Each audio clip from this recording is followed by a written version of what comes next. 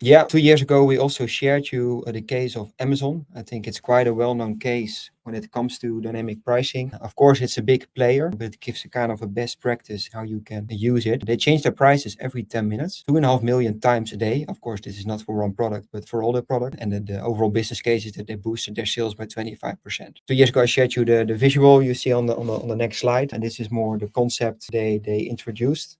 You have to read this visual more from a chronological order. So what happens in their market, it's about selling a specific type of microwave. First we had Sears, that's actually the purple line, and they were the first big competitor in the market.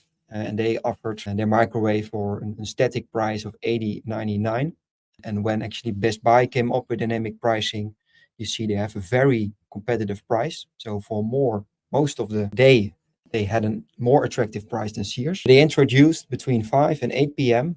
a new concept for the time-based dynamic pricing. So they found out that between 5 and 8 p.m., there was a higher demand and a higher search behavior for microwaves, especially this type of microwave. So what they did is that they increased and they matched their price with Sears to avoid that they are losing margin on this high demand time slot. And that was for them at that moment the best price strategy. But then Amazon came up as a third alternative, and they are changing their prices 9 times a day, especially on that time when demand is the highest. They have a more aggressive price strategy. They are the lowest, so they want to get a lot of market share when the demand is the highest. You see, on other time slot, they're not always the cheapest. And that's also the point I would like to make here. So you can include all kind of value drivers. In this case, it's demand. It's also about the time, but you don't always have to be the cheapest in the market. So it's also about determining what's your value proposition and what is the willingness to pay.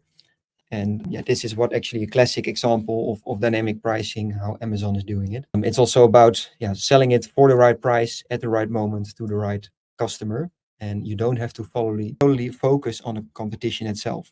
In this case, it's also about introducing willingness to pay and introducing the competition and the demand. So you can buy here the microwave at multiple stores, here Amazon, Source, and Best Buy. But probably all these websites could have a different value in terms of guarantee, logistics, or customer service. So this is how you can integrate this into your pricing model. If we go to the next slide, this is actually how we called with a concept called cross elasticity. You don't always have to be the cheapest in the market. It's also about quantifying the extra value you have. And if you can quantify this, you can change your prices even though you're not the cheapest in the market. So this is where we go beyond purely competitive pricing, but we can also include the value you add with, in this case, Amazon as a brand, but also other value drivers you have in your proposition.